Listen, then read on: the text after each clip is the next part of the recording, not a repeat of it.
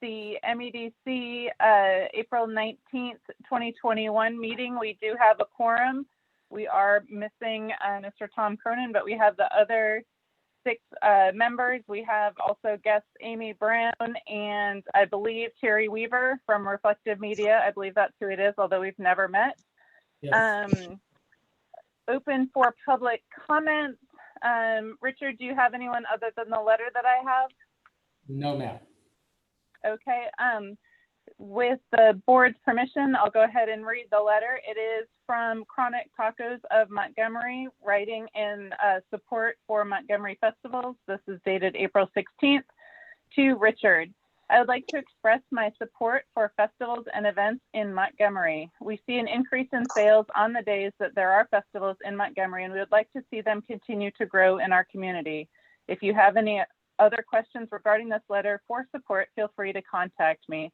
And she provides her phone number. Thank you, Pam Arquette. And hashtag Taco Life. I think that I should need to start hashtagging that on all of my Facebook posts from now on. That's a wonderful hashtag. So if anyone would like to see this letter, Richard has a copy of it and we can provide it to you. That's from Chronic Taco.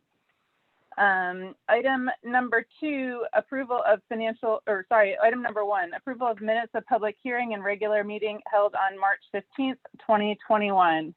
Does anyone have any comments or questions about that? No. I had one on page 3. It's kind of just a nitpicky comment. Regarding the police radios that the chief had asked for.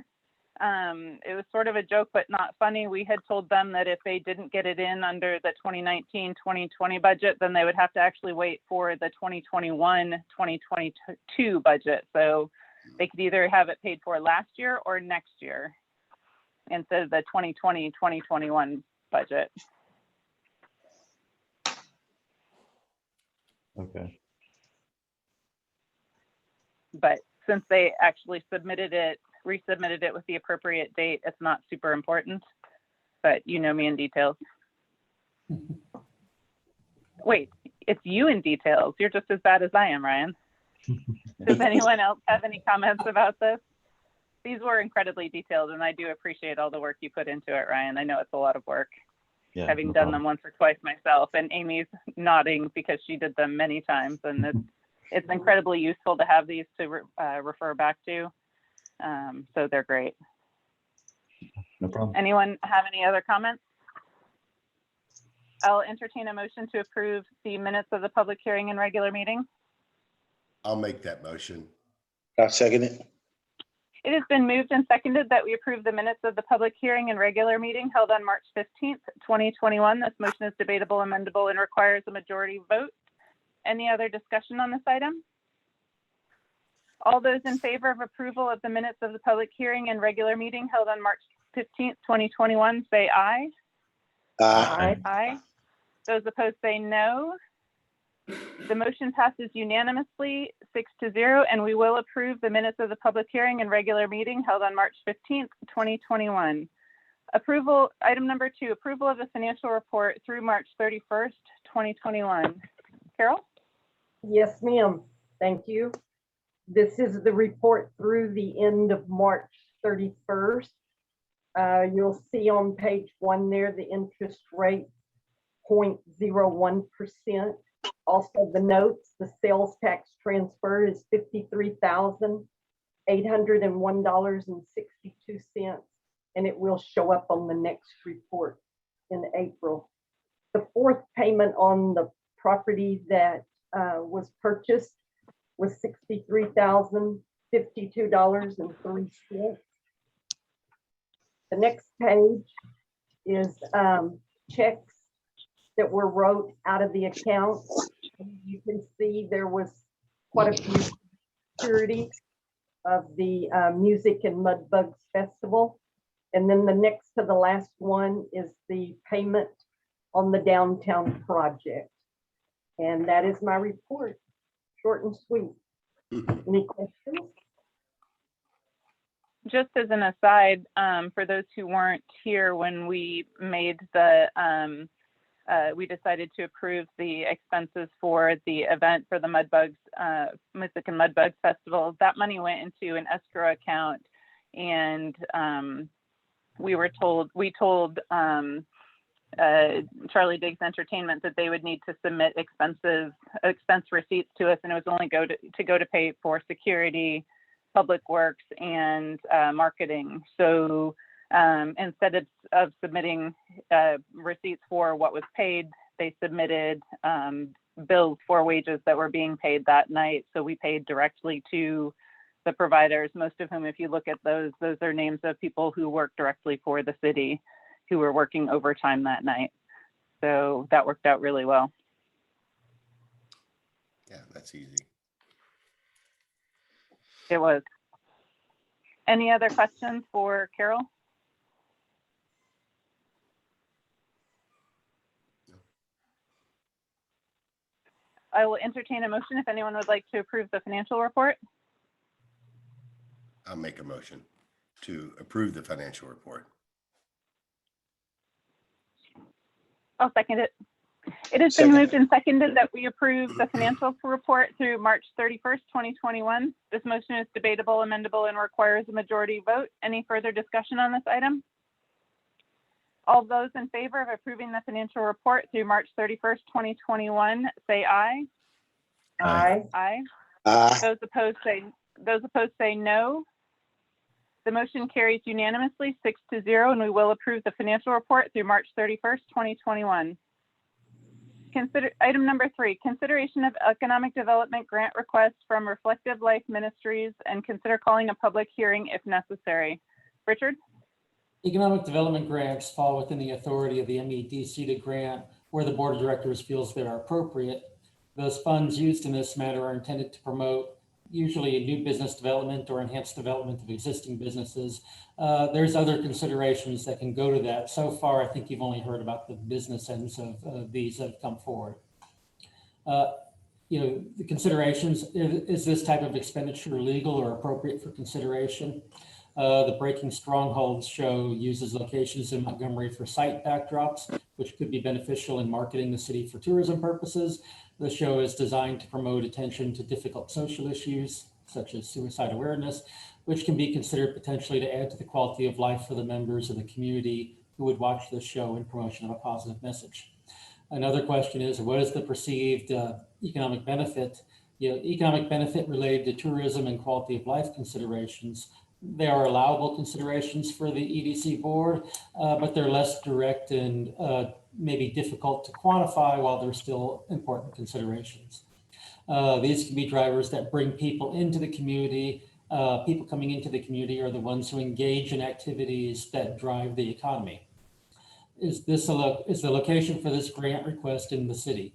The series is filmed at least partly in the city, and for marketing and tourism purposes, it could be favorable for the show to specifically include locations which are obvious to be in Montgomery, which this filming actually does do. Does the proposed work to be done under the grant conform to city requirements? And this one doesn't really apply to this item. There is no permanent structural physical work assigned to this grant request. The requester of this grant is asking for a $20,000 grant for a project total stated to be at $400,000, which represents 5% of the project total. The appropriate action for this item is to conduct a first reading at this meeting. And I'll introduce Mr. Weaver in a moment. If the MEDC Board of Directors might wish to consider this item, they would need to call a public hearing for the next meeting date and then place the item on that regular meeting agenda for formal consideration. If the MEDC Board of Directors wishes to fund this item at an amount over $10,000, then it must also be approved by the Montgomery City Council. And with that, I'll introduce Mr. Weaver. Hello, MEDC Board of Directors, and Richard, thanks for having me. It would now be an appropriate time to share this slideshow. You're welcome to, although I'm not sure that we're as interested in the overall, the whole format of the show, because that was contained in our packet, but maybe the board can ask some questions about some of the things that will impact the city. So, and then you can refer to the slideshow as necessary. That sounds great. I just wanted to touch on Richard's comments on the tourism thing, and I have a couple slides here that I Okay, can. okay, then perfect. Then perfect. Let's go ahead and share that. Richard, can you enable?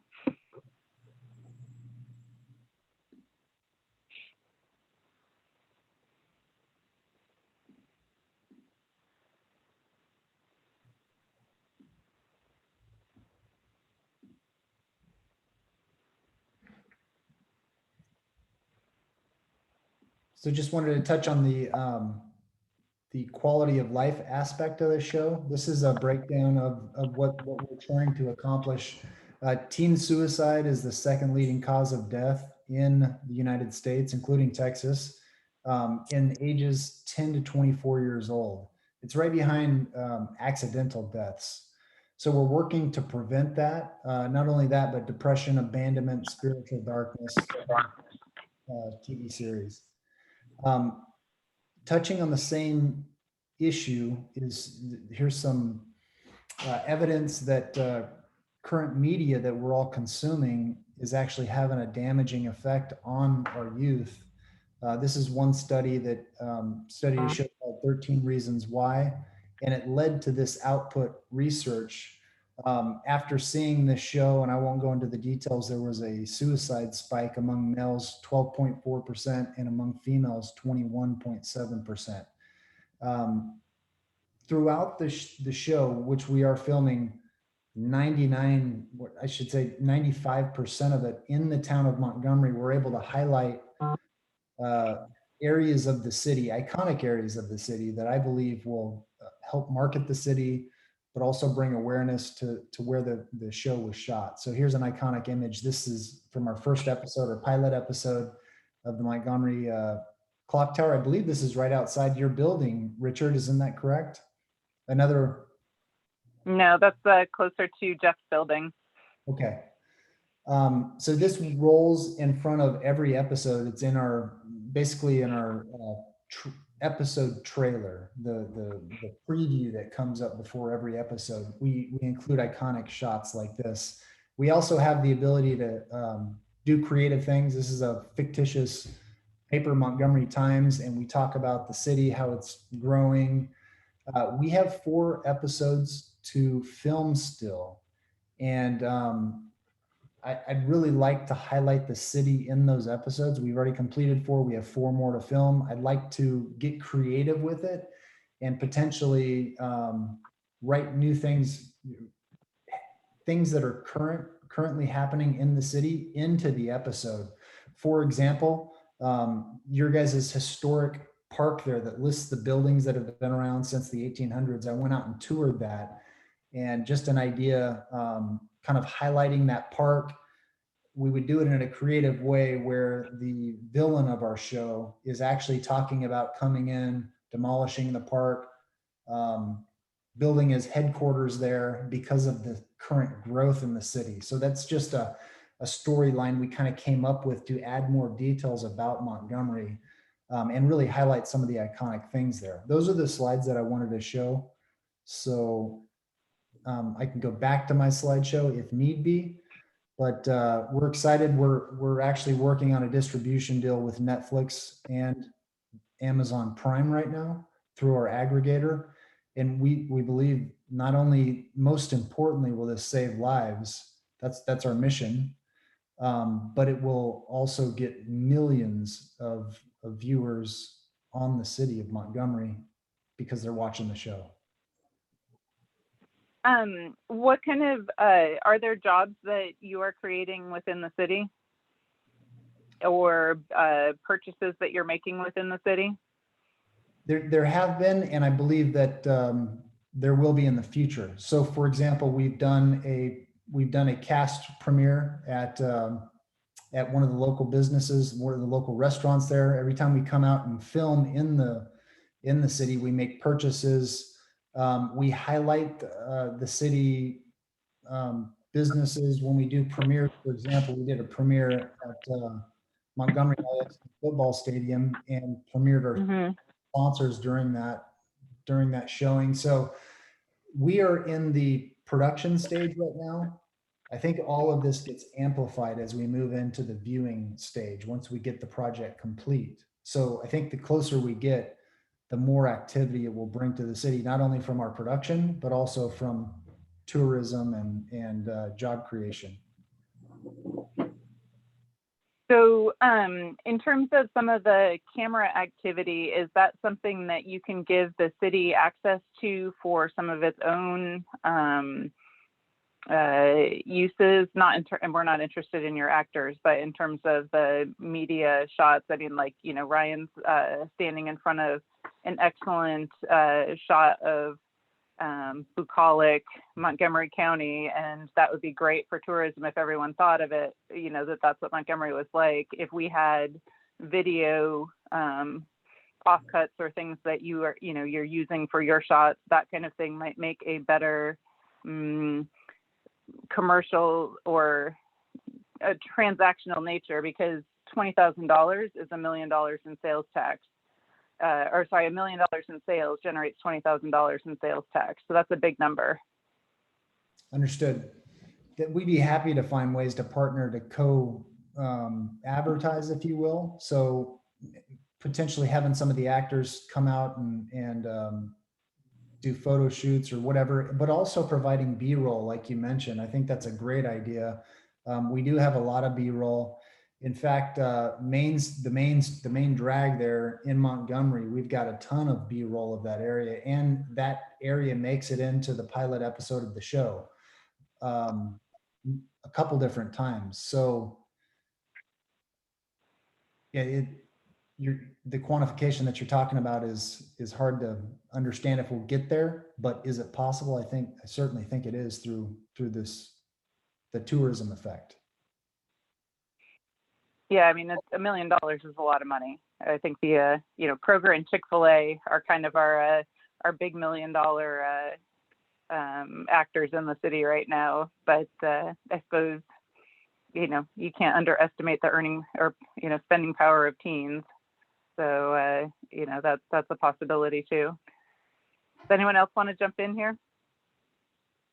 Yeah, I'd like to jump in if it's okay. Sort of been involved with this team behind Breaking Strongholds since the beginning. We hosted their first fundraiser, and with Carla McDougall and Terry and all the cast, they have highlighted every aspect of Montgomery. I mean, when I watched the pilot, I was amazed at how many iconic areas actually got placed into the shots. Also, when they did the big stadium launch to showcase the pilot, there were tons of food trucks, and also Spirit of Texas had their bus out there. It's just there's a lot of people that are on board with this, and of course, Chick-fil-A would probably be the first one to tell you, as probably one of the primary people who hire teens.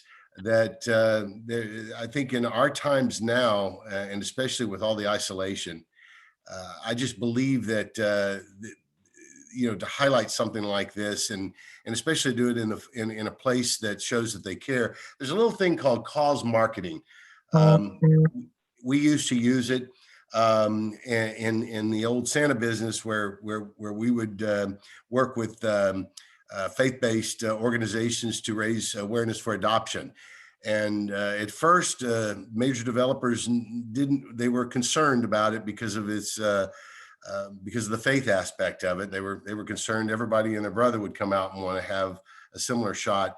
But what we found was after 2 or 3 developers picked it up, the next thing you know, they all wanted to be a part of it. And the reason is because you can't even estimate the number of eyeballs that are going to be on this to a Netflix or Amazon Prime.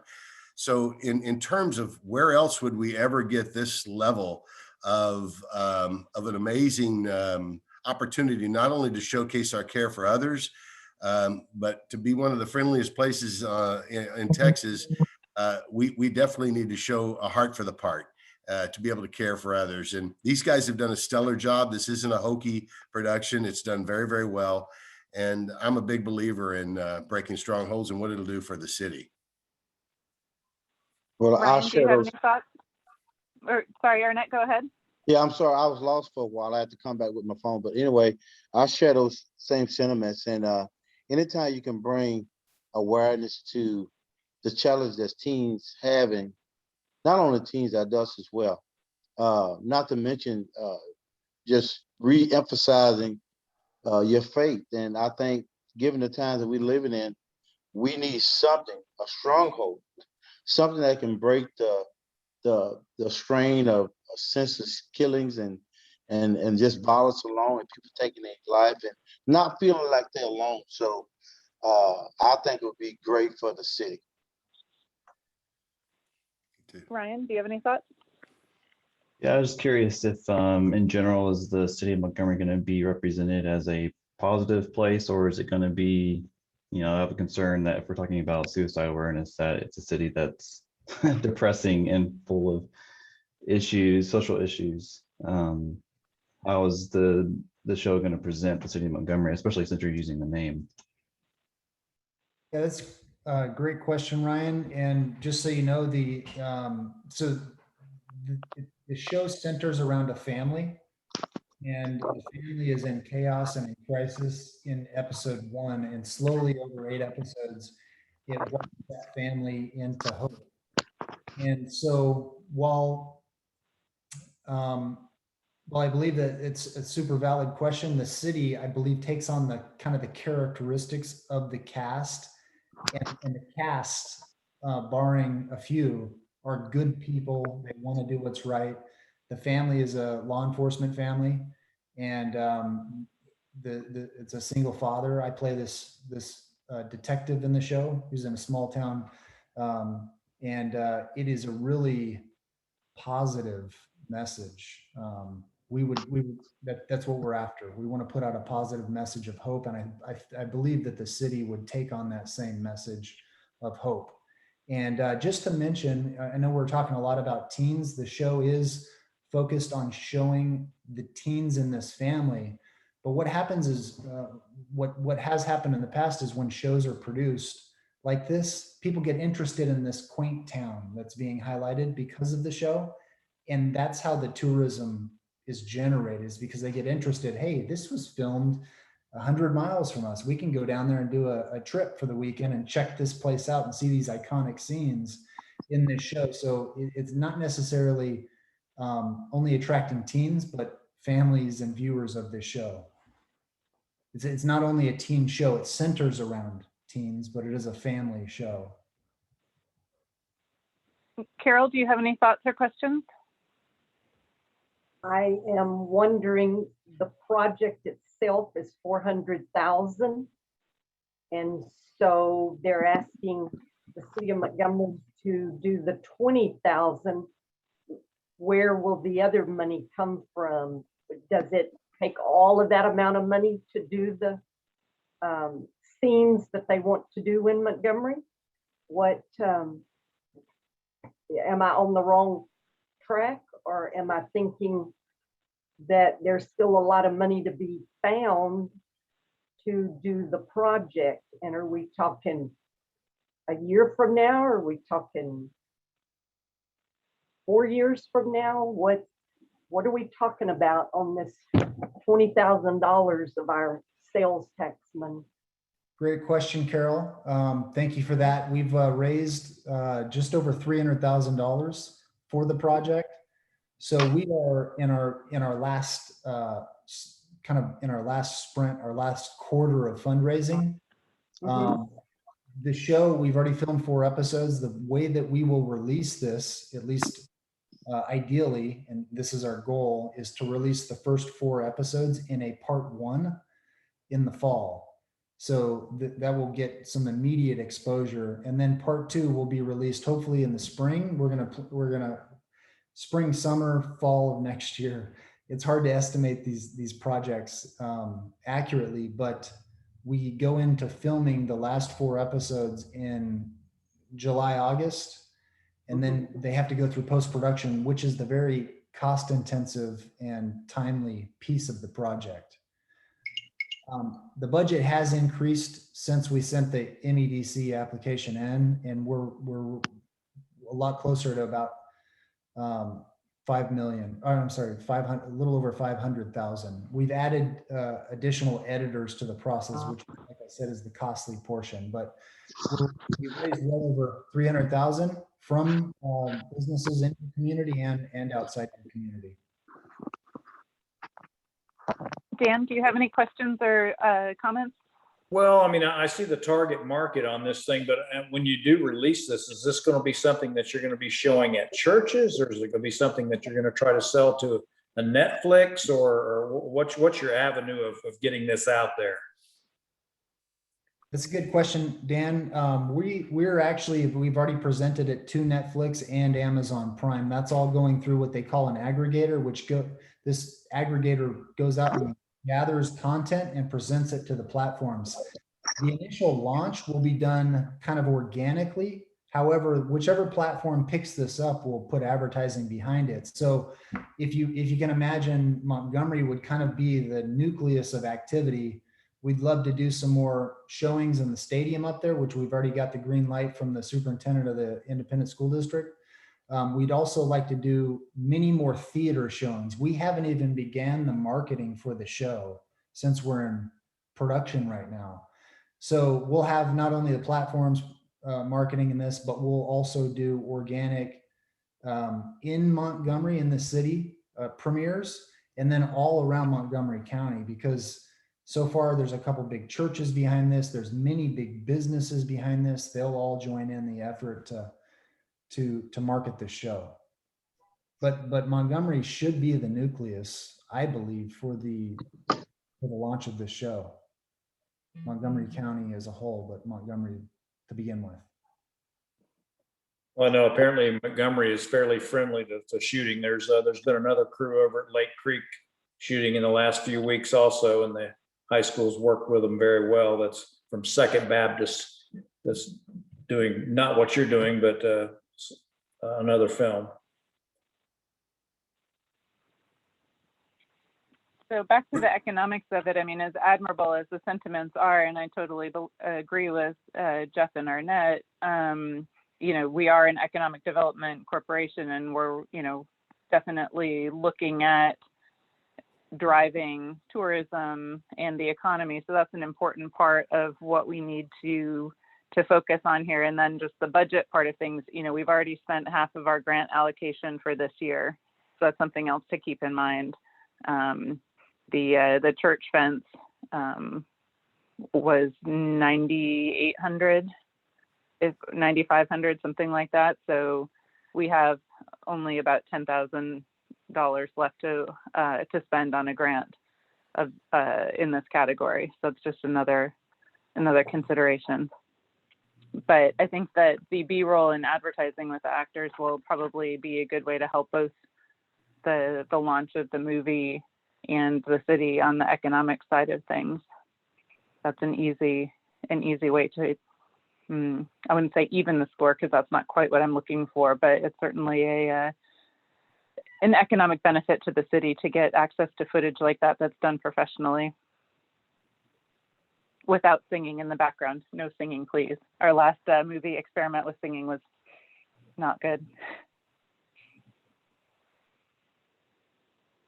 Just wanted to mention that we've already started to kind of pre-development for a season 2. So we already have season 1 written, we're in production, but the plan is to go much further out, and because these are important issues. Our kids are under a lot of stress, and we want to do something about that. So hopefully this will be a long-term project that benefits for a long time.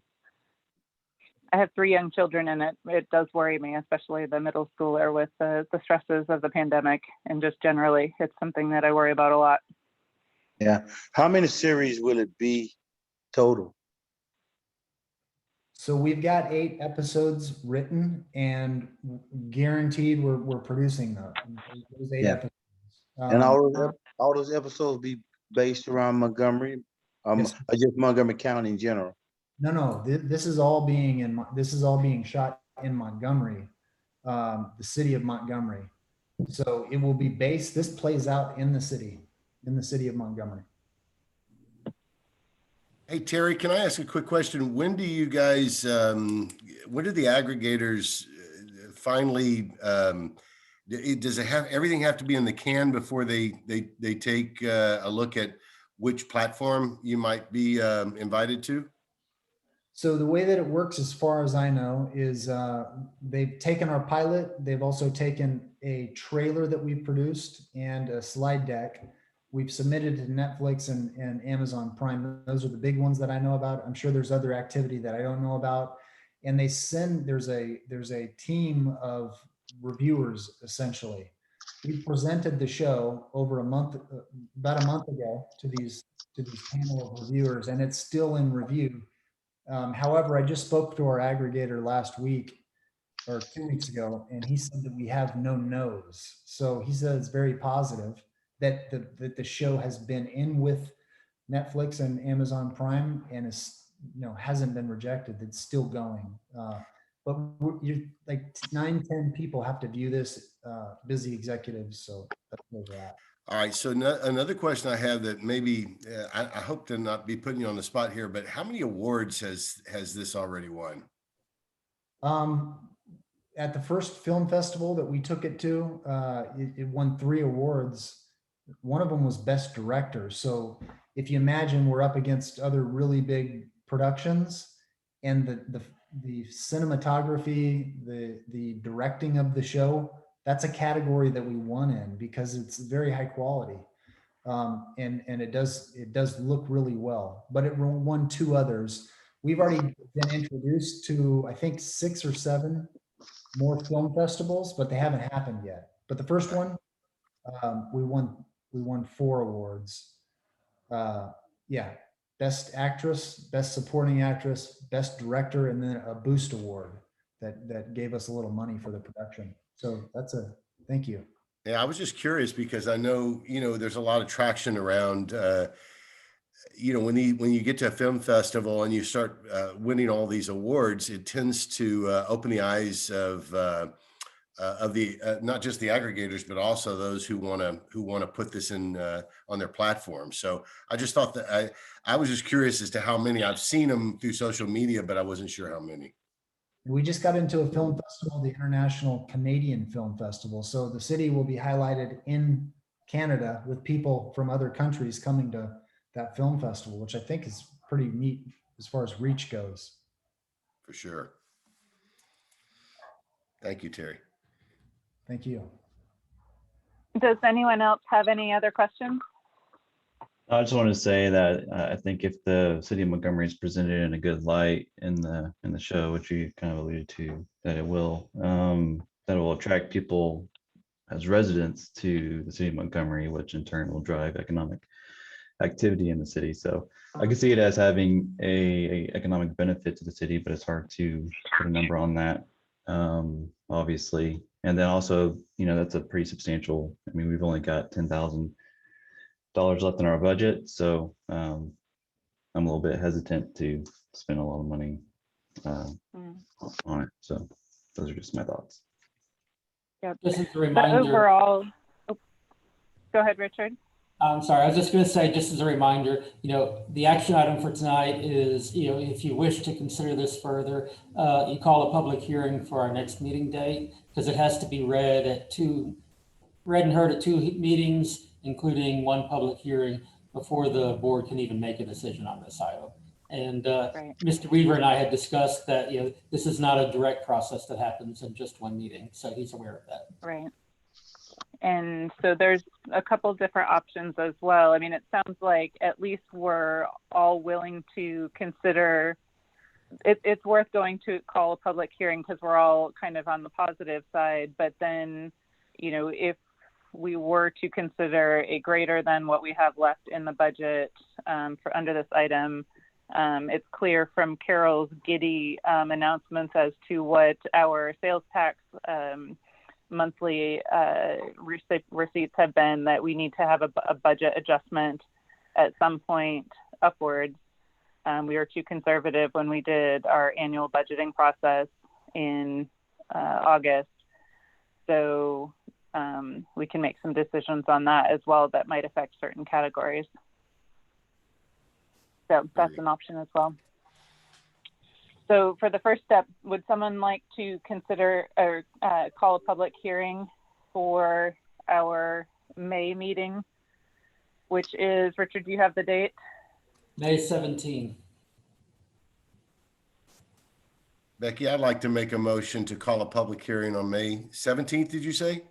Yes. Mm-hmm. May 17th to, for further consideration of this grant. I'll second. It has been moved and seconded that we call a public hearing on May 17th. I presume you meant at 6 p.m.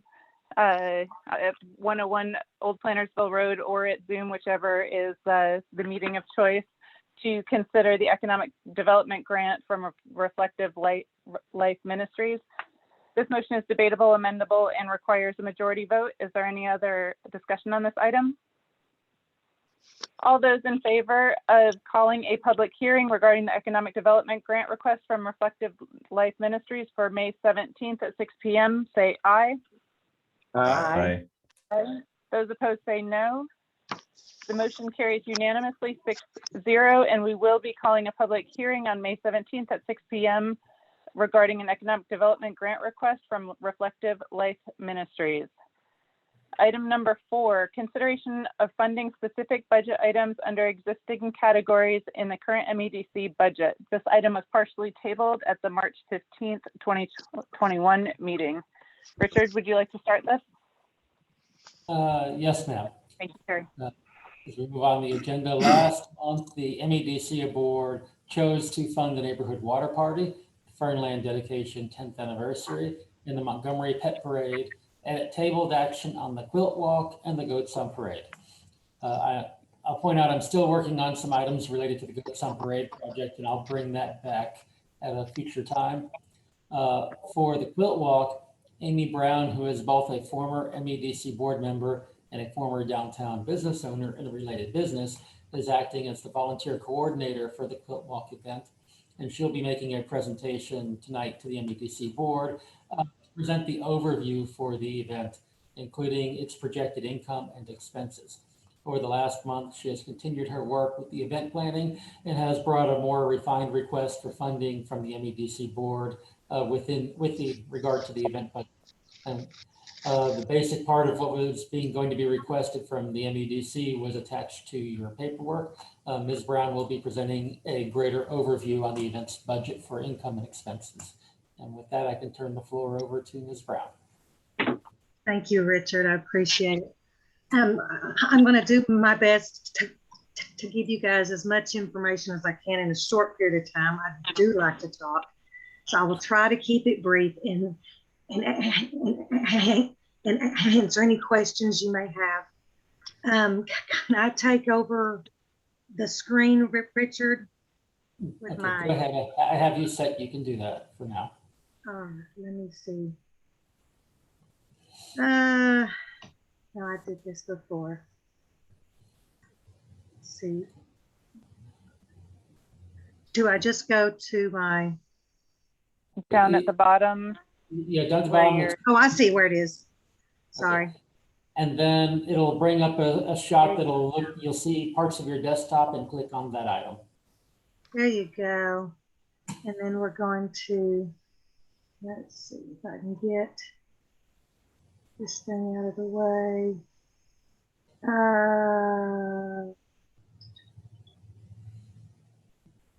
I really did practice this, and I did fabulous during my practice. So, I think you could just start the show up at the top, Amy, on the top left. well, there's a, oh, Yeah, right. exactly. Yeah, little over to the left there.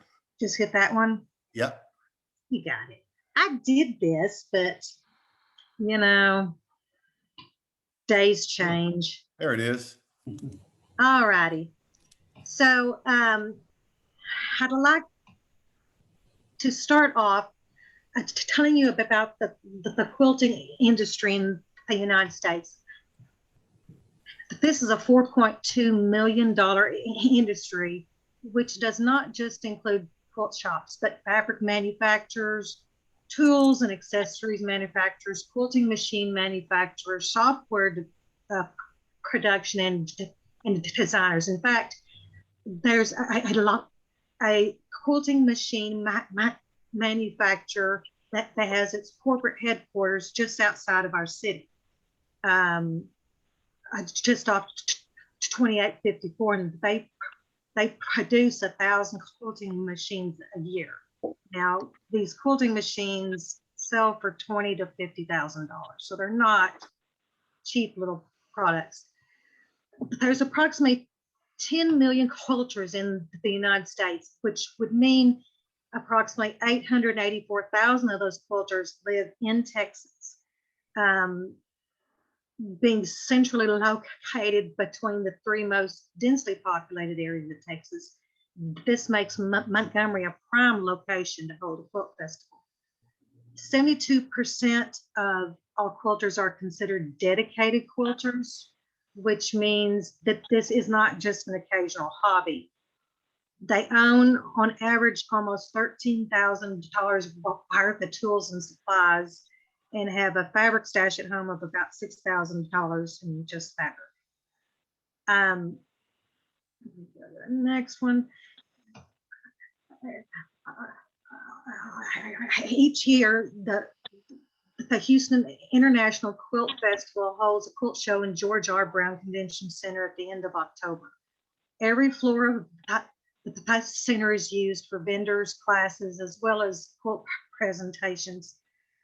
This is the largest quilt show in the United States, with people from all over the world flying into Houston, making it the #1 publicly attended convention in Houston with over 55,000 people, and bringing in $16 million to Houston every year. I'm going to go through some similar shows to what we're planning for Montgomery on October 1st and 2nd. The first show is in Sisters, Oregon. And Sisters has a population of about 2,900 people, which is very close to the population of Montgomery at 2,000. The Sisters Quilt Show receives approximately 10,000 visitors and contributes $1.7 million to the economy every year. The Huntsville Show was considered the largest guild quilt show in Texas, with an average of 5,000 visitors each year. The Huntsville Show has a biennial show, and they held their very last show in 2017. They have stopped doing their show. The St. Mary's Catholic Church in Plantersville held a show for 5 years, with 2,500 people coming as far away as from Dallas and Louisiana to attend the show. They would come on buses with quilt groups. The organizers had to extend the show from a 2-day show to a 3-day show, just because of the crowds. The show was beneficial to the businesses here in town, because visitors would have to wait several hours to get into the church to view the quilts, and so they drive down to Montgomery to eat and shop while they waited to see the show. The current show we're planning is based in downtown, but the route extends from the Nat Hart Museum, progressing through the historic homes, continuing down Klepper to Fernland and Memory Park, before returning back to the downtown area where the vendors will be located. This first slide shows where the vendors will be located, as well as which businesses I hope will participate. The downtown businesses will be asked to display quilts on the outside of their properties. Quilts will be hung from porches, on clotheslines between trees, and each business will be responsible for the quilts at their locations. The businesses will have help choosing display locations, and Public Works and volunteers will help hang the quilts on a Friday morning. The business owners will be responsible for removing the quilts Friday night and rehanging them on Saturday morning to protect them from theft or rain or just stuff. There are plans to have 99 tent vendors. 31 of those vendor locations are designed for vendors who wish to bring their own tents, and 68 vendor locations are planned for those who wish to pay for the large white tents that you see at the Antique Festival. There are also locations for 3 food trucks and 1 beverage truck. We have already received 3 paid applications from vendors, and Chick-fil-A has committed verbally to securing a vendor spot. There are no vendor booths scheduled for the grassy area around the old community center because since this event will be held on October 2nd, that's the first Saturday of the month. And that's the day that the Chamber of Commerce holds their Lone Star First Saturday event. So I wanted to leave that area open so those vendors can still come in and do our event without being charged an extra fee from us. Since we have members of the board who came on during the Corona shutdown, I wanted to point it out that in the past that MEDC has regularly sponsored festivals in town. The Wine Music Fest put on by the Chamber of Commerce and the Antique Fest put on by the Historic Montgomery Business Association each received $10,000 a year for many years. Recently, Charlie Diggs received $8,000 from the MEDC for the Mudbugs and Music Festival. The Montgomery Historic Society also received $5,000 for 8 years towards their Christmas in Montgomery event. But none of these festivals offered to reimburse the EDC for the seed money for their event, which brings us to the Quilt Walk budget and request. I'm asking the EDC for $3,000 to start up this event. The funds will be paid directly to cover city expenditures such as the police department, public works department, advertising and promotion, hand sanitizer, and a photographer who will take professional pictures of not just this event, but of the downtown area, that the city will keep those pictures. So EDC money will remain in the city, and after all the expenses for the event are paid, 55% of the remaining funds up to the contribution amount will be reimbursed to EDC. And I fully expect that $3,000 to be fully reimbursed. During the event, there will be a raffle to win a quilt. All monies received from the purchase of tickets will be donated to the MEDC to help fund the December snow party that is in talks. I'm expecting a minimum of 1,000 tickets sold at a cost of $5 a ticket, which will result in a $5,000 donation towards a separate event to benefit the residents of Montgomery. I currently have 2 sponsors for our quilt walk. Chick-fil-A has graciously offered to supply lunch both days for the vendors and volunteers, which is a huge expense. Moda is the largest quilt fabric distributor in North America and is located in Dallas. They have offered a non-monetary donation to support the event. And I'm working with 2 local businesses to financially sponsor different aspects of the event. Does anybody have any questions now? Let's see if I can escape out of there. And I will resume. I'll share, stop share. Okay.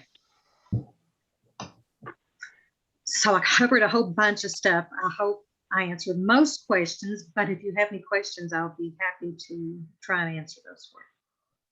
First of all, Debbie, that's an amazing presentation for a quilt walk. Thank you. Thank you. I mean, and well done. Also, you know, just seeing that there's an opportunity for the MEDC to recoup the investment. That's basically what this is. It's just an investment in the opportunity. I just love it. And what a great target audience too. I mean, these folks have got expendable and disposable income that I believe will be beneficial to the city. Certainly, you know, if you end up selling, you know, 1,000 tickets or even half that amount, you're still going to have a lot of businesses benefiting in the area because of the just the attention. It's the beautifulness of having these quilts. My first question though is, has there been any pushback from any of the businesses, or do you feel like most of the ones that are in the main downtown area are going to have any problem with the idea of displaying the quilts, or any issues with that? Well, I haven't gotten to the point where I've started reaching out to a bunch of big businesses. I have spoken to a couple of them, and they're very excited. They, Randy Kerr at Rancher's Daughter. She did such good business during the St. Mary's show, and so she's excited to have these people come back. Well, that demographic is so good for the downtown area with all the antique stores, the boutiques, even the restaurants. I mean, it's just a phenomenal demographic for our town. And I think it'll also bring a lot of younger folks who have always maybe, you know, had a niche for a stitch. I'm sorry, I don't even know why I said that, but anyway, it might, I don't even know. Anyway, they might have an interest in that, and just it's not expressed, but once they see the beauty, I don't know. I think it's a great, another great idea that, you know, seems almost like a no-brainer to me, but it's not a lot of money, but it's also has the opportunity to be paid back time and time again. Yeah. Well, having my store, a quilt shop for 6 years, there were a ton of quilters in their 20s and 30s coming up who were very into quilting. And it's not just quilters who come out to quilt shows, especially outdoor free quilt shows. Families come out. It's a good day to get out and see some art. You have people who know quilters or have had family that quilt, or who just appreciate art. And so it's just a family-friendly event that doesn't cost anything to come to. And it's just a fun community event. I think it'll be fantastic. Yeah. Amy, Arnett, you threw out some really intriguing numbers. Thank you. Kind of blew me away. It's amazing. But I think with you having the potential to pay the money back to MEDC, it would be, it's kind of a foolproof investment, and it also would help the city with those type of numbers. How many people you say in Plantersville? They had 2,500 that drove out to Plantersville. Yeah, more likely they drove through Montgomery. Huh? They came straight through every year. And the show in Huntsville had an average of 5,000 people come every year. So I think we might start at 2,500, but I can easily see us going up to 5,000 or 7,000. Well, anything that can impact the city economically with those type of numbers, you got my vote. Also, too, I think the trouble with the businesses in town, I think that you should maybe ask for volunteers, because most business might not want to be burdened with taking them and protecting them and taking care of them. I think you may need a crew of 10, 15 people volunteering to go do that before the event start. Possibly, but each business will just have about 2 quilts Okay. Oh, that Okay. they'll go out on Friday night, take down their 2 quilts, take them inside, then come out Saturday and hang their 2 quilts back up, and they're done. Well, I don't know. We got one business. It's a restaurant in town. Got a big old wall on the back. A lot of fence, a lot of quilts can go on that one.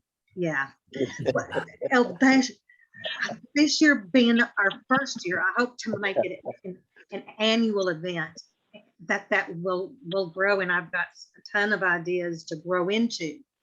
But just starting off, I'm trying not to overextend myself, but we should have hundreds of quilts, and I'm expecting to be able to have many volunteers that will help. But I don't want to expect to have 1,000 quilts. I'm expecting to have about 200 quilts, and then grow from that. The first year that you plan an event, I found out there's a lot to building your foundation, and that takes many hours, just writing out contracts and applications and just starting. And so next year I can see us growing to include more of the town, to add more features, possibly a children's playground. I mean, we could do so much because it is a family-friendly event. Amy, one last thing I just was dawned on me, and believe me, I'm the worst devil's advocate there ever is. I'm more thinking about the glass half full. But what happens if it were to rain and the quilts are outside and that kind of thing? Is there a contingency for that, or is that not going to really be a problem? Well, just like any festival, we're subject to the weather. If it does look like impending weather, I would have our volunteers and our public works people on during that day to go help businesses take them inside. Got it. Just in case, because people are loaning us their quilts. These are not all my quilts. I'll be borrowing quilts from many people, and so I need to take real good care of them as much as possible. Got it. Okay. You said you only have one quilt to raffle off? So far, we have a quilt donated by the current quilt shop here in town, and then we also have a big gift basket from Moda, who is the fabric distributor I was telling you about, to raffle off that. But the proceeds from the quilt raffle are the proceeds that will be donated back to the EDC for the snow party. I promise this is my last question. No, it's okay. Would it be possible to create a quilt that is maybe photos of iconic spots throughout Montgomery, either sayings from famous former Montgomery citizens, or just black and white houses? I don't know. I know that's you can do anything you want. I think we should get one with the goat too. Yeah. A goat quilt. Yeah. You can see behind me, I have a cow block. I'm currently making Chick-fil-A a cow quilt. Oh, wow. So that'll be fun. I love it. And Chick-fil-A has gone forward to help us in advertising. But we've talked about all sorts of opportunities. And so that they want to help us advertise with their drive-through service and handing out flyers. They are so wonderful and supportive. I'm very blessed to have And the that. food is good too. Oh Yeah. yeah, can't beat that.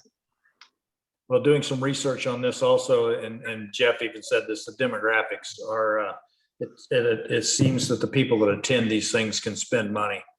I mean, years ago, I tried to get a quilt made out of a bunch of old concert T-shirts, and they were about 25 bucks a piece. So it was well into $800. Yeah.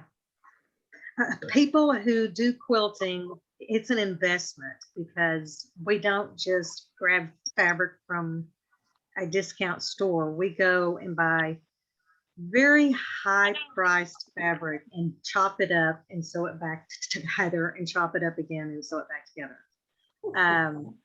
This is, quilters can go and drop some money, and being here all day, they'll see our town in our shops here and hopefully have lunch here and do some side shopping. But they'll also see Fernland and Memory Park and the historic homes and go back and grab their spouses or their friends and come back and have just a day here seeing the sites that they didn't get to spend enough time on.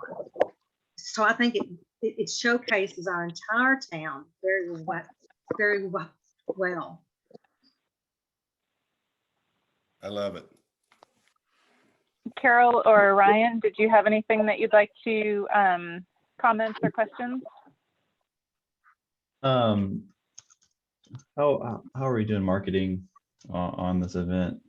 What I saw you had, was it $1,000? Yeah, we have. Excuse me while I grab. I mean, that's going to be a big component of getting people into the town, is actually getting the news out to people. It might be a great event, but I'm just curious to know how Absolutely. we're spreading We that. have printed up these cards to distribute at quilt shops around Texas, quilt guilds. I have found, being in the quilting industry for years, that it's more cost effective to put these cards in quilt shops for actual quilters to go pick up, to contact quilt guilds and spend your money there. It's not that too expensive, but that's where you get the biggest bang for your buck.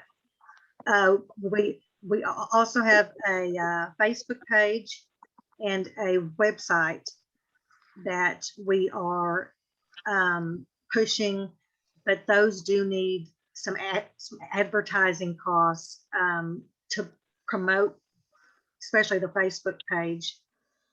Then we'll have postage expenses, but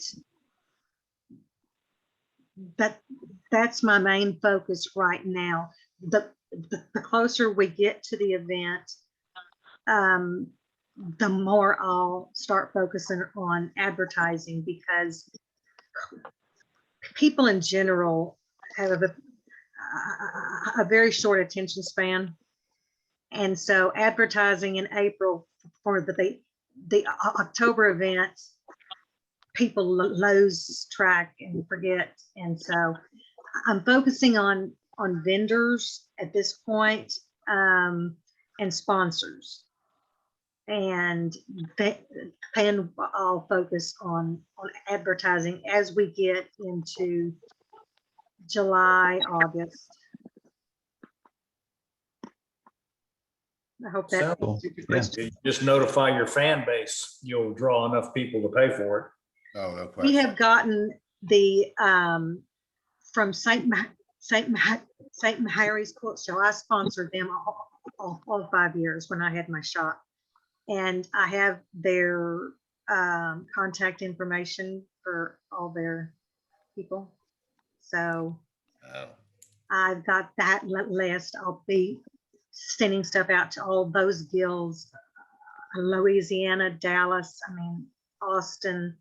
People will drive in. So I know that, festivals have come into the political limelight around the city recently, and but obviously the wine festival and the antique festival, they bring in a lot of people. So I'm not going to deny that, this could be a benefit to the economy of the city. So I'm a little bit wary of having a bunch of festivals and having a bunch of dud festivals, but what you presented to me kind of helped clear things up, that there's actually people who are interested in this kind of thing. I'm not. But that doesn't, that's okay. it sounds like there's a lot of people out there that I'm interested in things that other people are not. So I get that. So I think it'd be good to try it out, have like a pilot, or a soft start on this festival and see how it goes. And if it's successful, then great. And the fact that the EDC will be reimbursed partially from some of the proceeds. Fully. I'm hoping fully. Yeah, even fully, the potential to be fully reimbursed makes it all good in my court. So thanks for presenting and clearing up some of my reluctance on that event. Oh, absolutely. And you don't know how festivals will be accepted, but I'm just asking for this shot, and then we'll reevaluate for next year. But I think people have been stuck at home for so long that they want to go out. I just went to the Bluebonnet Festival in Chapel Hill this past weekend, and I'm not sure if you guys have ever gone to that, but there were 7,000 people, and it was massive, and people were out in droves. And I think that's very positive, that people want to go out, especially to family events, get the kids out and go see something different that they haven't been staring at for a year. But Amy, I want to commend you. You've done a very great job putting all together and presenting. Thank you. I appreciate that. I tried. Absolutely. Yeah. I know the only problem is she's going to be leaving us to run some Fortune 500 company next week. After that, they're going to be swooping in to steal her. But I think that Ryan actually has a good point in terms of, things that we're not necessarily interested in ourselves might resonate with another area of the population. And, like, even though like I have kids and kid-friendly events might be really big, so we should have lots of them. Well, the fact is we're not going to get people with kids to come to Montgomery 45 weekends a year. So the trick is to really find a balance between different interest groups to have, maybe we could get somebody to come here 4 weekends a year. So, maybe we could have 4 wine events or 4 beer events, but we shouldn't have 45 of those, because even though people would be really enthusiastic to come those 4 times, if we space them out, they won't come repeatedly. So, when we're doing these, either as promoters ourselves or looking who to sponsor, we should look to things that might not have been done before, or might not be our personal area of expertise, as long as we can have the viewpoint that, 4,000 people, that's not bad. 6,000 people, that's not bad. I mean, Charlie Diggs's event was 6,000 to 7,000 people, and that really raised eyebrows. But, we live in an RTA, a retail trade area of 60 to 80,000 people. And, Houston's not that far away, and the retail trade, the outside area is much bigger if you go down to Tomball, and it's not that far to Tomball, and that's not included in our retail trade area. I mean, we don't have to look that far to attract or to find, 1 million potential customers. So, we just have to not, burn out the market. And if we can find, 35 weekends where we can bring 6,000 to 10,000 people here. I mean, that would really change, I think, the dynamic of our downtown. It would change the dynamic of a lot of the small businesses that we have and make things a lot, we'd have a lot more small businesses, I can tell you, if we had that happening here every weekend. Jeff, you're on mute. Sorry, you just said it. More people are starting to wake up to Montgomery, and I can tell you, being a business owner myself in Montgomery, I have hundreds, literally hundreds of people, and I'm not blowing that up, that come out every single week and say, we didn't even know you existed. We all we've done is seen you on social media, and these people in this age group, they talk on Facebook. I mean, that's their life, a lot of them. And so I just love this. This is such an easy, for me, it's just not even a thought. It's just a wonderful extra way to drive a different demographic that's going to have expendable, disposable income to our area. And every time there's ever been, when Amy would do quilt events before, we'd have them flow into Hodgepodge. So it's really such a great concept. I wish we had more eclectic, artsy type things like this, because what it will do is it'll allow businesses to survive, and that's what you were talking about. We need businesses to have the opportunity to come in and actually be able to make a living. And these events will give us a foothold for those types of things. And as we heard from Chronic Taco, although I guess they'd count as small business, but as the support that Amy has gotten from Chick-fil-A, it's not just small businesses that are being helped by these events, it's big businesses too. Great. So we're suiting all of our shareholders, as we might say. So shall we continue on this then? Would someone like to make a motion? Thank you, guys. I'll be happy to make that motion. Becky, how would you like to present the motion that we award the grant? Sure, with a specific dollar amount to the event. Okay, the specific dollar amount, I believe, is $3,000. I'd like to make a motion that we award $3,000 for the Quilt Festival. Second. It has been moved and seconded that we award $3,000 to the Montgomery Quilt Walk event. This motion is debatable, amendable, and requires a majority vote. Any further discussion on this item? All those in favor of the motion that we award $3,000 to the Montgomery Quilt Walk event, say aye. Aye. Aye. Those opposed say no. The motion carries unanimously 6-0, and we will award $3,000 to the Montgomery Quilt Walk event. Who seconded Item that? number- Was that Arnett. Arnett? Yes. Okay, Yeah. thank you. It was. Item number 5, consideration of signage grant policy, which was tabled at the March 15th meeting. Richard? All right, thank you. This item, as the president said, was tabled at the March 15th meeting to allow the board of directors greater time to review the proposed policy. Although few grant requests were made in 2020, we have recently received several inquiries, and I think all of you will recall as those have begun to come along in recent months. One of the important items to note, about a signage type grant for economic development is that the board of directors must consider that the grant would promote expanded business development with regards to the signage. Without going through the entire policy, since you've had it for the last month, I'll just note a couple of the highlights in there. Significant items include would be limited to one grant, no more than every 5 years per entity or owner. The location would have to be within the city limits of the city of Montgomery. The policy sets a timeline for submission and follow through from the MEDC. The work on the sign must conform to what was approved, or the board of directors can reconsider the funding on the sign. And payment is a reimbursement following completion and verification of the work.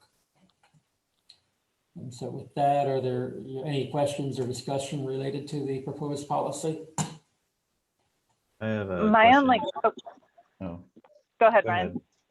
ahead. Okay, on page 69, it says you have that caveat where you just mentioned the budget for this line item is $20,000, but that's the budget line item for the total economic development grant, not just for signs. Do we need to have that in there? I suppose it's something that for the board of directors to consider, obviously. In order to change what the maximum is, that would require a budget amendment. And in this particular policy, the reason that number 20,000 is underlined is because that's what it currently is today. That number in there would change from year to year with budgets being funded by the MEDC. And I would, if we're going to have a specific signage policy, I would believe that coming with the next budget, when we bring that up for approval in September, we would probably set aside a specific funding related to that conforms to this policy as a separate follow through. I was just wondering if we needed to include it at all, since it may change from year to year, just a nitpicky thing. Well, the way I was seeing it is that would be a number that would change from year to year with budget considerations. But that's certainly at the discretion of the board of directors here. I think Ryan's right. I'd rather strike it so we don't have to update this document every time we change the budget. Okay. Because that might be then confusing, just in case, what if 1 year we take it to zero for whatever reason, we're spending all of our money on something else and there's no money left, then that would indicate that we had money to spend, but we didn't if we forgot to update this. I agree. Okay. Are we talking about then saying striking that one sentence or that whole paragraph? I would say just the sentence. Just say that currently the individual limit is up to but not guaranteed to $5,000. Okay. Brian, would that be? Yeah. So somehow work it so it's grammatically correct, but I think I'm fine with the $5,000 in there because that matches the application, but then just leave the $20,000 total, the overall budget maximum. Yeah. Okay, I can make that work. I understand what we're talking about there. And then under the board determination, you don't mention anything, or the policy doesn't mention anything about the public hearing.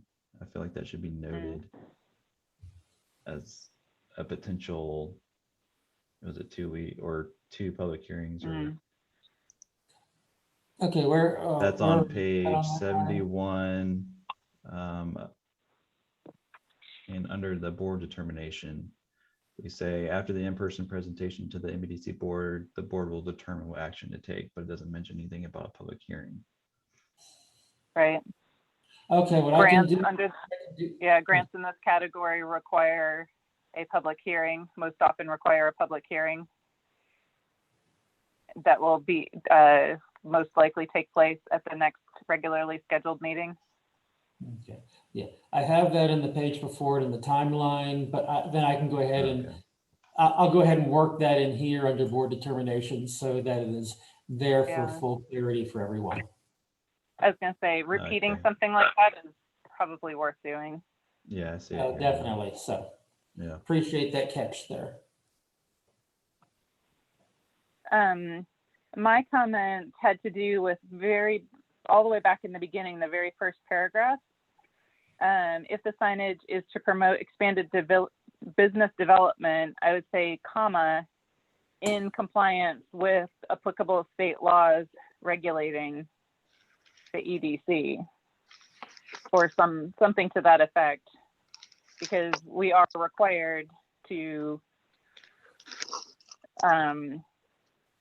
have our signage policy is required to focus on expanded business development. This is not a Montgomery specific policy. This is in accordance with state law. Okay. Some of the other things are personal thing, but the promote expanded business development is not optional. Okay. All right, I can make those adjustments if the board, if and when the board might approve it then. I think it's important to remember, you know, for all of us, that when we look at it, that part, especially since you underlined it.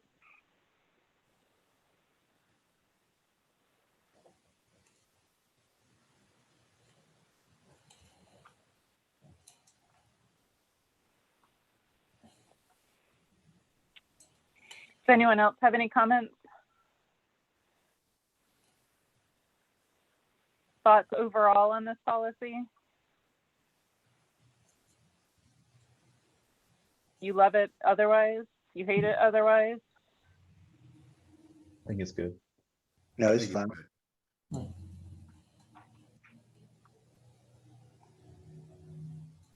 Dan, do you love the sign policy? Yes. Oh, I tricked you. I'm glad somebody loves it, yeah. Yeah, no, it's a, I agree. I agree with your amendments. Carol, how do you feel about it? It is good because it gives us a timeline and things that the board can go by now on the Right. signs. Come before us to ask for a grant. And we Right, I haven't- think it gives both sides. It Yeah. gives both sides steps to follow. That's good. Arnett, did I ask you? Yeah, it's fine. Okay. Do we want to approve it now, subject to the caveats that we just went through, or would you like to look at it in its final form before approving it? Ryan, you're scowling. I think we've got it on the I'm record. always what those- scowling. I'm sorry. I think we got it on the record what those improvements and amendments are going to look like. So I don't see any reason why we couldn't approve it the way it is with those amendments, since they're already on the record. Well, if the board wants to Arnett? do it like that, what I can do is go ahead and get the amendments made here this week. And then I can circulate it to directors, and while you, due to the Open Meetings Act, you can't discuss it among yourselves, but you can reply back to me individually, just to make sure that no other item that I maybe did, none of those items that I caught properly there. Okay. Arnett, are you okay with that option? Yeah, that's fine. Dan? Yes. Ryan, does that suit your, Yeah, that's fine. Carol, is that okay with you? Yes, ma'am. Okay, then, if someone would like to make a motion to approve the signage grant policy subject to the amendments discussed. Or I can make such amendments. I so move my movement. I'll second. your movement. Dan, thank you for the seconding. It has been moved and seconded that we approve the signage grant policy as presented, subject to the amendments discussed that Rebecca Huss and Ryan Lundeen provided. This motion is debatable, amendable, and requires a majority vote. Any further discussions on this item? All those in favor of approving the signage grant policy as presented with the caveats presented, say aye. Aye. Aye. Those opposed say no.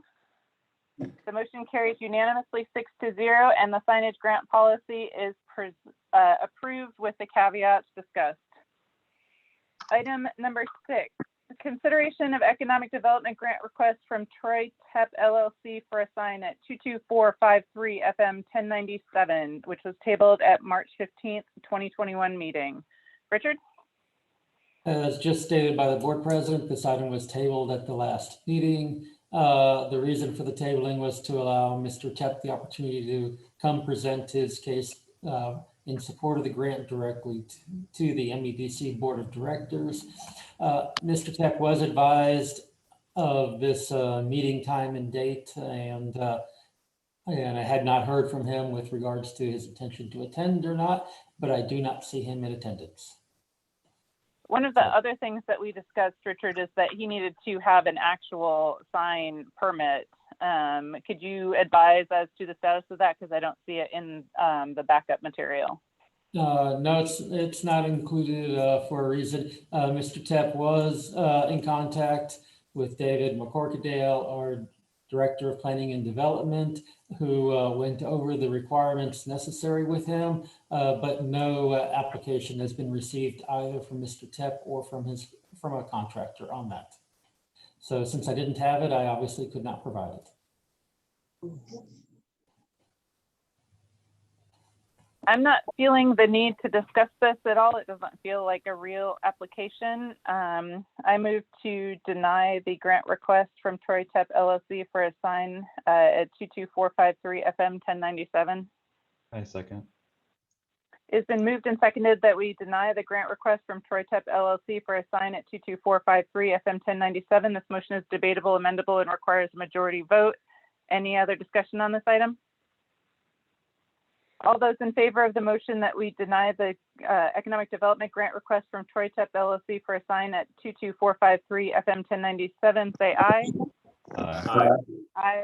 Those opposed say no. The motion passes unanimously, 6-0, and we will deny the economic development grant request from Troy Tepp LLC for a sign at 22453 FM 1097. Item number 7, update on the Montgomery Music and Mud Bugs Festival. Richard? All right, the festival was held on Saturday, March 27th, 2021. The event was held in the field between Ransom Steakhouse and State Highway 105. It brought an estimated 6,000 to 7,000 people to Montgomery for this event. The MEDC Board of Directors had previously approved a grant up to $8,000. At the moment, we have $6,300 that was reimbursable or payable for security costs. That was primarily, or I think exclusively, in the hands of city personnel who are acting as off-duty officers as security. While Public Works workers or work was part of the item covered by the grant, we do not have any expenses under that category. The third category that was reimbursable for this was social media. At the moment, we have $50 worth of receipts on that, and we'll see if Charlie Diggs chooses to provide anything else. But otherwise, we're sitting right now at $6,350 on the $8,000 budget. So I don't have any action necessary for that item. Just wanted to provide that update for the Board of Directors. If you have any question on that, I'll be happy to take that. From what I understand, the crowd was well behaved, and the police officers were happy with the setup. Yeah, I think one of the observations I heard was, that was probably about as well behaved as a crowd of that size was going to be. I think so many people were probably happy just to get out and go to an event. It went off largely without major problem. And I guess I'll also point out that the 6,000 to 7,000 crowd attendance was well beyond what original estimates were for the event when it was planned by Mr. Diggs, and he had come to the MEDC. Richard, I do have one thing I'd like to add. I guess business owners in the area were so, it was just so disorganized in terms of how we could participate. I don't think there was any clear communication with respect to that particular festival. And I'm just speaking as a business owner and maybe an advocate for others in the area. I would have loved to have been a part of it, but when they tell you just bring a booth and put it up anywhere, and we're not sure about electrical, we don't know about, there's so many. It wasn't very professionally done from the standpoint of being able to allow additional revenue opportunities in. I would think that if we're going to fund these types of events, that we would want to make sure they're buttoned up a little bit. And I've mentioned it in the past, but we backed out strictly because there was no real guarantee or any understanding, for that matter, as to how we could participate with any reasonable, assurance. That it would have, we didn't even know who the other vendors were going to be. So just a basic tenet might be that we look at this, or at least even if we have to support or assist in some way to help these guys become a bit more professional when it comes to actually launching an event like this. I understand it was one event, but I thought the event went off phenomenal for the lack of professionalism, but with respect to the actual booths and the ability to drive revenue. My wife and I, we attended, and we made it a point to go around all of them, talk to every one of them, bought quite a bit of stuff, but every single one of them said they would come back if they were invited. And as far as being successful in the day, most everybody said, yes, it was worth coming. Some of them said they hadn't hit their goal yet, but then this was midday, and of course we were gone before nighttime. But you're right. I mean, I agree. There could have been a more of a selection of vendors, but the ones that were there, I thought were great. So I think anytime you're managing an event like this, it's a big undertaking, and I thought Charlie did a fantastic job of getting the name acts in there. But also, and again, it's just the first event, so we have to be cognizant of that. But I think going forward, if there was any way that either we or themselves can support getting the word out to the local businesses that could participate. I mean, the whole idea behind economic development is allowing the businesses that are part of the community to be able to participate in and grow their influence through these types of events. So that was my only, I think, my comment about that. But otherwise, I thought it was phenomenally well attended and great for the city. Well, that may be something the MEDC board or the city may want to consider. If a promotion company come in like that, maybe taking that aspect away from them and managing that themselves to make sure that the city businesses are included. If it's a fee, $100 a booth or something like that, they could pay that directly to the city. Good except idea. for then you have to deal with all the problems that come with it. You know, this person doesn't like being with that person. My electricity is not working. Oh my gosh, I just dumped black water all over the field. Who's responsible for cleaning that up? Or is that in compliance with EPA regulations? This person tripped over that, and I don't know whether the city has the bandwidth or the knowledge base to even begin dealing with that kind of vendor drama, I'll call it. Yeah. And I don't mean that in a bad way, but it's definitely a skill set that would challenge the best trained customer service representative. Well, maybe we don't require, maybe we just require the promoters to, to showcase or to have a plan that's a little bit more comprehensive, as opposed to just come on out, anybody, anywhere. That could have gone south too. So I would think that we'd want to be a little bit more vigilant, especially if we're participating and advertising it and it's going out on our posts, and we're really promoting it for the promoters. So or the production folks. So anyway, just I just think it needs to be a little bit more buttoned up. I hear what you're saying. Definitely with the having it in the field without the access to services that you would have versus downtown, where the city spent money and time putting in, and HMBA has spent money as well putting in access to electricity in particular, makes things much more challenging, I would imagine. Yeah. Since I wasn't involved in that event, I was out camping that weekend with the Cub Scouts. Wanted to have in the field with a fence around them, so they did well though.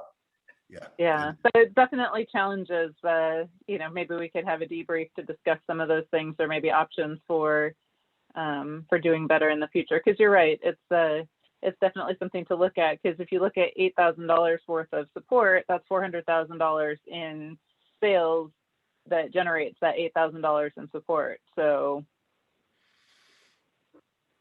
right. Yeah, and just speaking on a personal level, we didn't see a big bump in in the activity in our business. We saw about normal what we normally see on a regular weekend. And why not? Because they were there, they were dining or whatever there, which is fine, because it did bring awareness to the city, and I'm all for that. But I think a lot of our local businesses didn't have a clue as to how they could participate, and didn't feel, based on the ones I've spoken to, didn't feel comfortable jumping in the fray if there was not more organization. But anyway, those are easily things that you can Right. talk about down the road. I know you're thinking of having Amy in charge of it next year. I guarantee you, Amy with is her going to map. put the deck together. Yes. No, those maps were impressive. It would, yes, it's, yeah, it would be nice to have it organized that way. Yeah, for sure.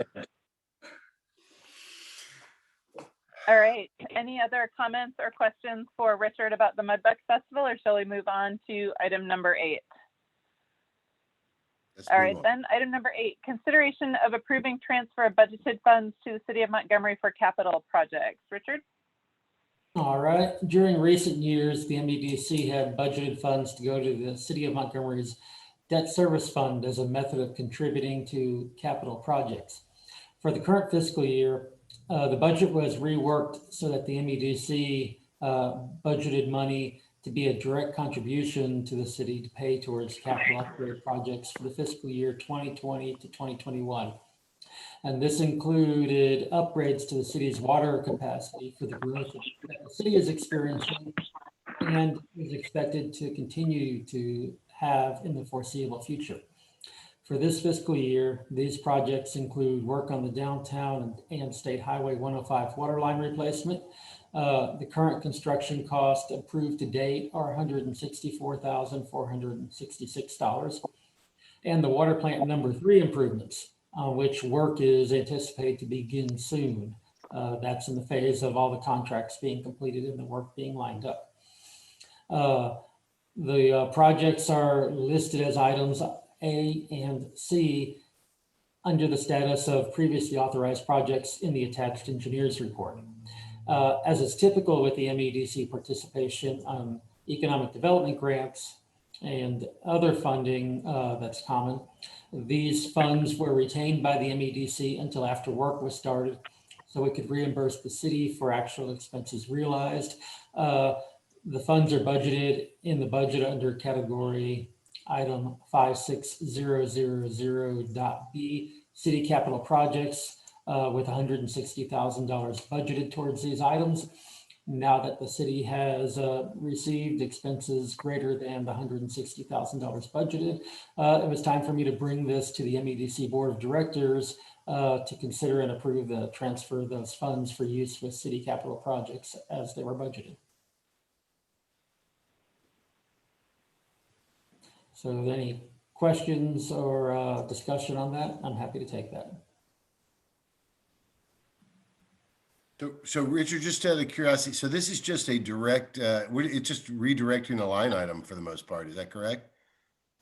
Essentially that these, the EDC, had set aside this money to go to be applied towards those items for city capital projects on the water system, and as a reimbursement to the city's cost to help cover the cost of those. Those are multi-million-dollar projects, and so now that the city has been invoiced and has expenses greater than what's been budgeted, so that's why it's been brought here now for the action.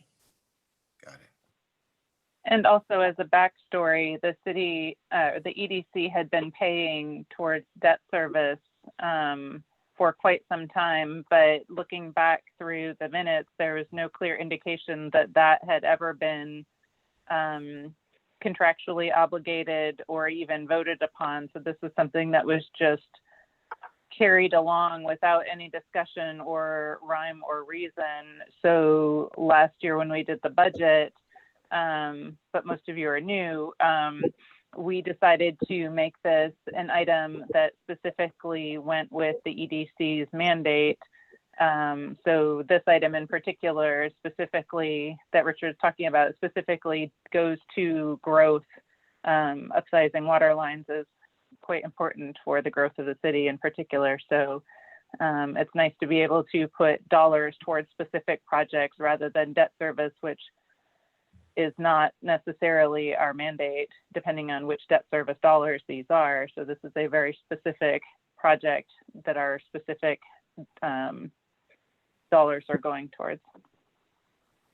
So the $160,000 was just a carryover from what we were doing before, or was there? So it matches what had been done before in debt service, but now it's a little bit cleaner, but it is the same amount of money.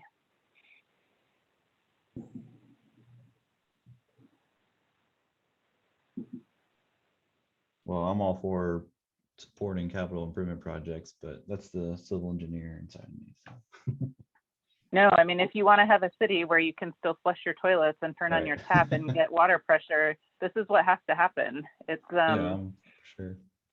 when I first Well, got on city council, the state of our underground affairs was appalling. So this has been a long-term, it's been a long-term project of, constantly putting necessary funds towards meeting our current needs and projecting towards the future. Yeah. I guess the conversation on that dollar amount could happen during the next budget discussion, I guess. So. Do you have a thought on whether it's too high or not high enough? No, I would just be curious to know, what capital improvement projects. I haven't really evaluated all the capital improvement projects for the city and what their needs are and projected growth. I know you got issues with the camera tract and all, the future growth on the west side of the city and not be able to provide all that kind of stuff. But all I'm saying is that there's a budgeted amount for this, and I think it's a good investment back into the city. So, but as far as the future, it depends on how much time you have. We could kick back our feet and talk about, is the camera tract going to happen? Should you build your water tower today or after they start, building their first streets and, all sorts of fun things like that? Do you build a new sewage treatment plant or add on to the one you have? Oh, wait. I could do that. I'm an engineer. I could certainly sit back and have a conversation about that if you want. Right, but everyone else is starting to cry, so maybe we should just get on. Yeah, that's a good way to put it. Yeah. Well, I moved that we can approve the transfer of funds of $160,000. Is that right? To the city of Montgomery for use in the capital utility projects as described. Second. It has been moved and seconded that we approve the transfer of $160,000 of budgeted funds to the city of Montgomery for capital projects. This motion is debatable, amendable, and requires a majority vote. It is now open for further discussion. Hearing none, all those in favor of approving the transfer of $160,000 of budgeted funds to the city of Montgomery for capital projects say aye. Aye. Aye. Those opposed say no. The motion carries unanimously 6-0, and we will approve the transfer of $160,000 of budgeted funds to the city of Montgomery for capital projects. Item number 9. The second on that. Who was the second on that again? Sorry. Arnett. I think Arnett. Arnett. All right. Thank you.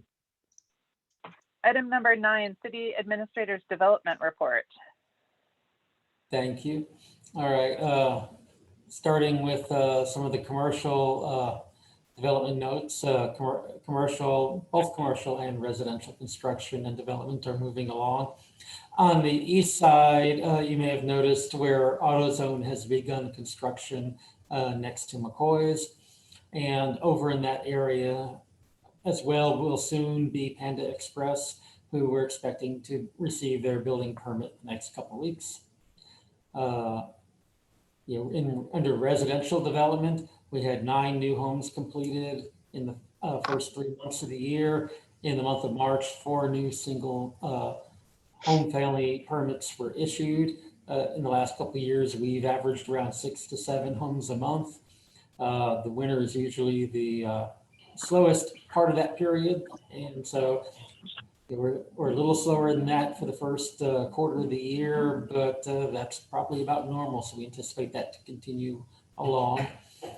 The Hills of Town Creek subdivision has construction continuing, and the newest 30 lot section has been approved with site development work near completion. I drove over in that area today, and it's looking good, and it'll soon be ready for construction work.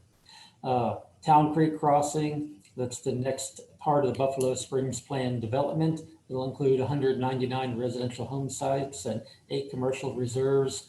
And that site area is extremely busy with early preparation going on out there right now.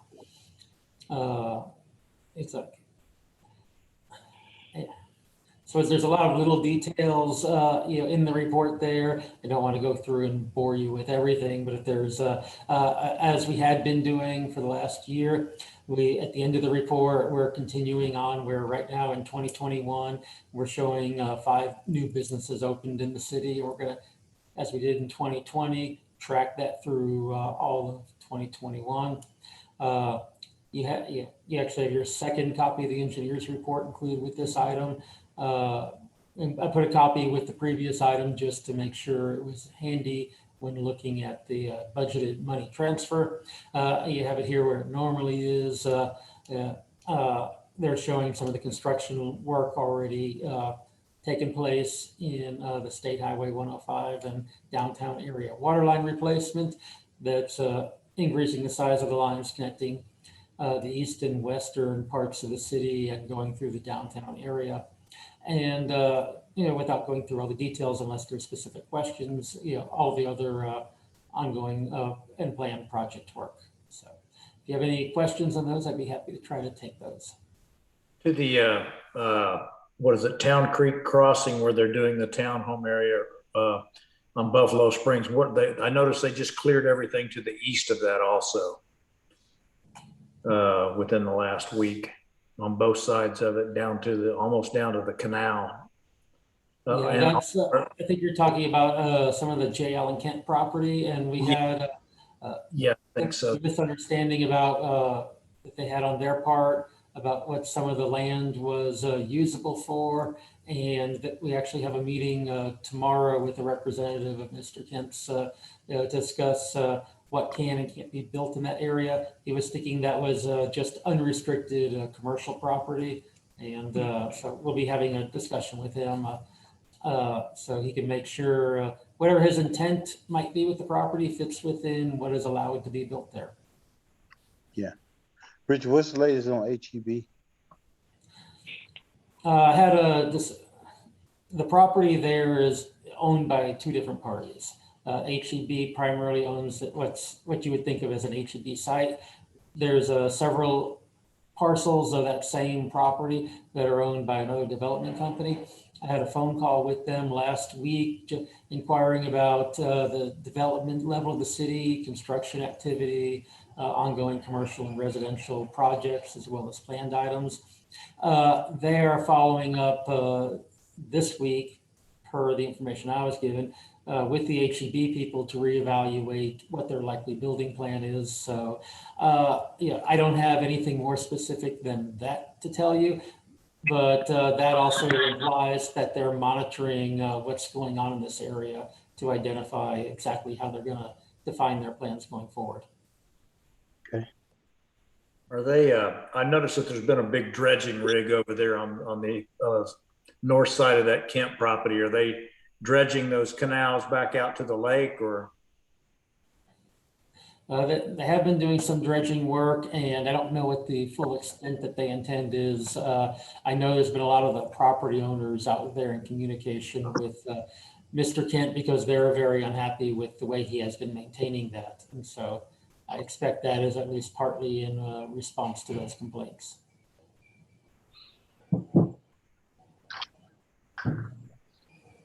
Is the Gunda Corporation gonna present? Do we know when they're going to present some findings from their study? We're still going through the process on that. I think we're about 3 months away from a significant presentation to the board on that.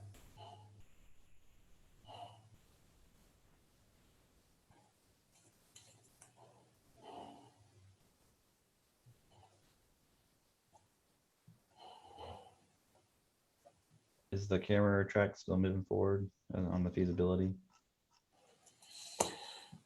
They're pretty much done with feasibility. Their anticipated closing on that property, I believe, is later this week, from what we were told.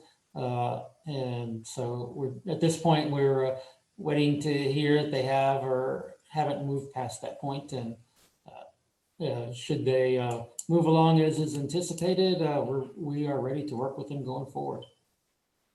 Okay, great.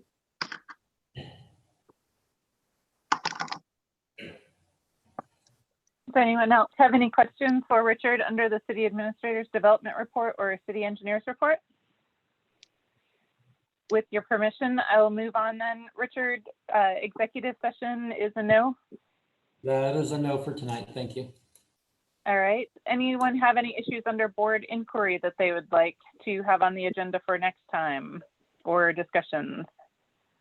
I actually have an item. Richard, what is your thought on amending the budget? We're just past, I believe, just past the halfway point, so it's a good time to look at the budget for a budget amendment. As you mentioned earlier, we are ahead for the year on revenue that's come in. I believe you referred to the budget as too conservative, and I'm not sure you can be too conservative on that when you're facing, a global health emergency, which we know had economic impact. But the truth is that we planned a conservative growth on the budget, so we didn't get caught on the wrong side of the equation. Fortunately for us, we've had more income than we projected. That's a good problem to have. But I will go ahead and plan to put a budget amendment and have some topical points related to that for next month. Since there's no emergency on it, I mean, let's put a spot on the agenda next time, and particularly if it's not a really busy week, for like what the board's priorities are. And maybe we can go from there rather than trying to get it all done in one go. We can, maybe split it up into a couple of options. Okay, so I'll plan it be more of a discussion point for starting. I think so. Unless anyone else wants to knock it out all in one meeting, but that'll probably be a good lead into the budget process that'll follow in a couple of months. When is right. That's in October or September? So we should go ahead. Go ahead. Okay. I was going to say we should have meetings by go. In September, we'll adopt the budget. Staff begins working on it in June and July, and then we'll have a workshop at least one workshop with the MEDC board that will probably take place in August, but could it be anywhere from late July through early September? So our budget is not ours alone. We suggest a budget, then it goes to City Council for confirmation. They approve our budget or not, so we need to be early enough so that if they don't approve our budget and send it back to us, we can have another suggested budget, and then they can approve that one. Then it comes back to us, then we have public hearings, and then we adopt our final budget. So there really needs to be a fair amount of extra time, and taking it to September 30th is not a good idea. You definitely want to have, especially for a group that meets once a month, and then planning it with City Council's meetings that are staggered, forward and backwards of ours. We definitely want to, early August at the very latest, have ours pretty much finalized as our ideal budget. The good news is we don't have staff and departments and things like that, so it's pretty easy to look at what our previous categories are and decide whether we have different priorities for next year, and or whether we want to leave things more or less the same, try and decide what our estimates are of what our revenues will be, and then go from there. It's not the most complicated model I've ever looked at.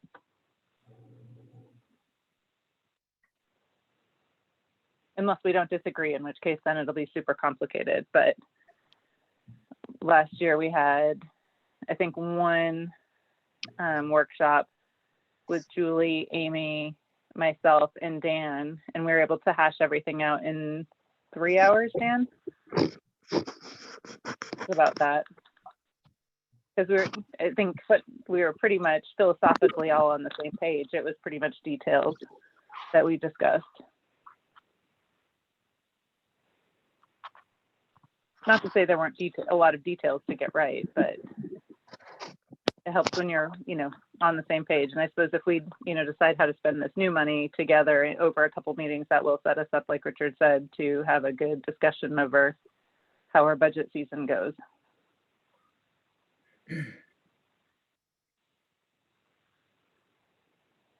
So if we could start that process and then we can kind of get used to it, that'll make things easier. Richard, next meeting. All right, I'll plan to have that on there. Okay.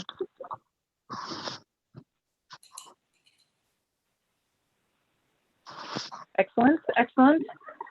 And if anyone else doesn't have anything, I'll entertain a motion to adjourn. I'll make the motion to adjourn. I second. It has been moved and seconded that we adjourn. All of those in favor say aye. Aye. Aye. All those opposed say no.